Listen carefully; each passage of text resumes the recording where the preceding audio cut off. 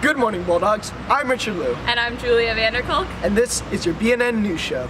This week we'll be showing you more about men's soccer senior night, the Northeast Women's Volleyball game, Diversity Council, the C4 Law Enforcement class, and the Columbus Icemen's first game.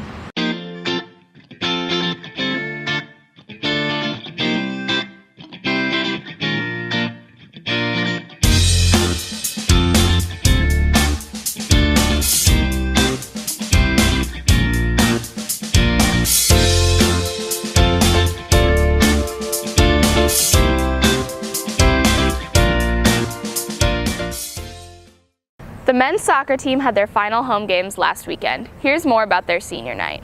The Columbus North men's soccer team celebrated senior night last Friday. The Bulldogs lost 2-0 to the Carmel Greyhounds. BNN talked with two senior players about their experiences on the team. So far, our season has been going well. We lost our senior night 2-0 to Carmel, but we bounced back against Center Grove and won 3-2. Most enjoyable time with the team is after games, team lunches, pasta parties. Favorite memory for soccer would probably just be, meeting all the people I've met and stuff, and the laughs with my friends and stuff on the bus. That was fun. So, and hoping to make like a big tourney run this year, my last year. So, senior night was all right. It was fun before, but then we lost 2-0 to Carmel, so that kind of sucked. My goals for this season to be a long tourney run and really just state title would be awesome. So we're trying our best, and I think we have a serious shot at that. So it'll be awesome. The Bulldogs play the final round of sectionals on Saturday in Seymour. This is Julia Vanderkolk reporting for BNN. The women's volleyball team played their crosstown rivals Columbus East last week. Here's more about the match. This past Thursday, the Columbus North women's volleyball team played its crosstown rival, Columbus East. The Bulldogs fought hard against the Olympians, and the JV team was able to rally and win their match 2-1. However, the varsity team unfortunately lost their match 0-3. The varsity's record is now 14 wins to 10 losses, with a JV record of 7 wins to 11 losses. BNN spoke to JV's Maddie Beck and varsity's Hannah Weaver to learn more about the game. We stayed up, we didn't get in our own heads, we played positively, which was good. We struggle with that sometimes. Something we need to work on maybe is just limiting unforced errors on our side.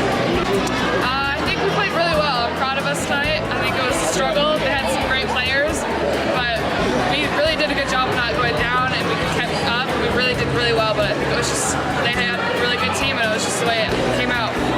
We played well. We played a lot better than we have in the preseason, and we did everything that coach wanted us to do. And hopefully during sectionals we can play them again. I think we're going to have a great rest of the season. This is a great game. I think we did really well, and we can continue this, learn from this, and I think we're going to come hard next week because we're ready to play. In last night's game, varsity's Hannah Weaver set a personal record with 16 kills, 6 digs, and 2 aces, while senior Malaya Howard-Bass was able to give 9 kills and 4 blocks to the varsity's 31-29, 25-18, and 26-24 loss to East. Come out and support your Bulldogs at their next home game against Seymour High School next Tuesday. For more on Columbus North Women's Volleyball team, stay tuned to the Bulldog News Network. This is Mark Alamano reporting for BNN. Diversity Council starts soon. Here's more information about the club. Columbus North High School's student population is made up of several different colors. Some students are taking steps to appreciate that. BNN chatted with Diversity Council's co-leaders Daniela Chaparro and Lee Ji Chin about their purpose and their mission. Yeah, so we're basically trying to bring more awareness to what diversity signifies in our school and for everyone to appreciate it better. The purpose of Diversity Council is to encourage students of North to not simply tolerate diversity, but to appreciate it.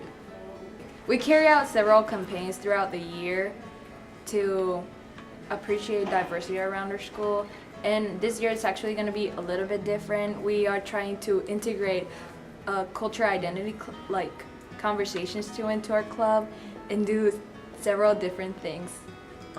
Well, being a co-leader, we get to plan out the activities that we do in Diversity Club, and well, we just organize the whole club in general.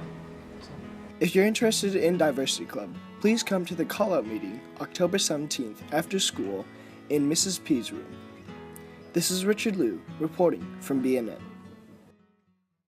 The C4 law enforcement class had an interactive lesson last week about pulling people over. Here's more about it. C4 law enforcement students went through a live action training exercise. Sir, turn around. Turn around.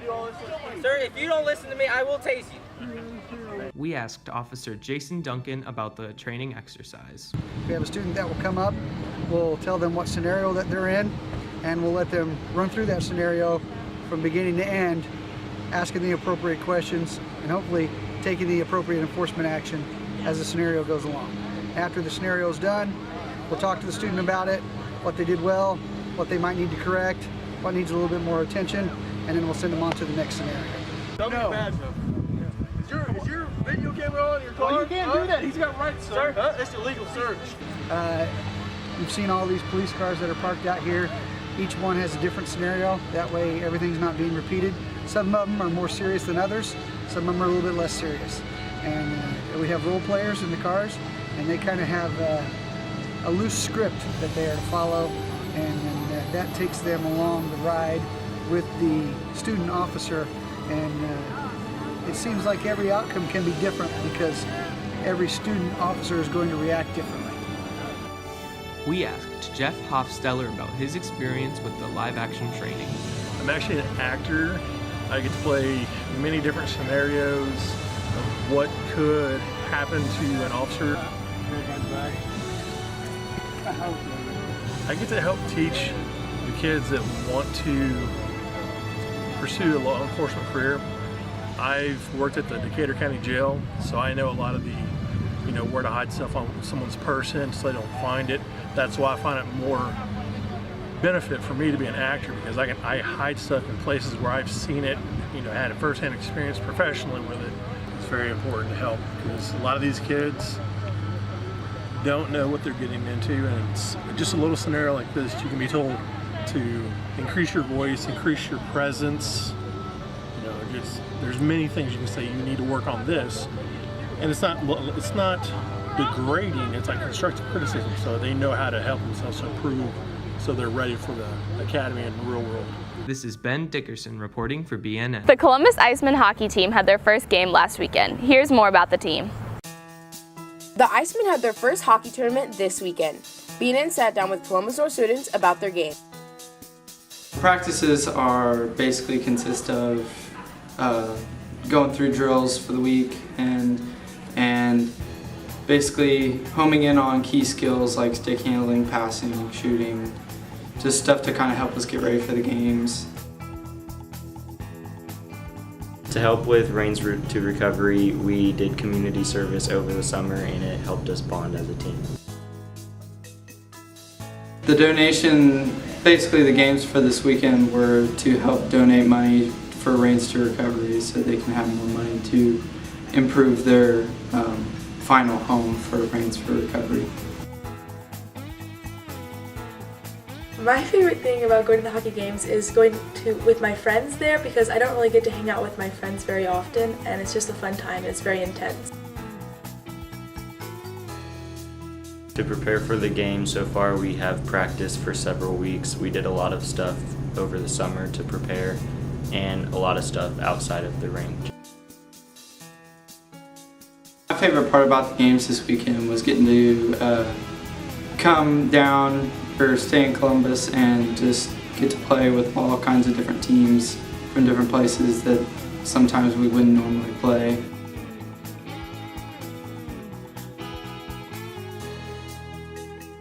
This is Jasmine Austin reporting for BNN.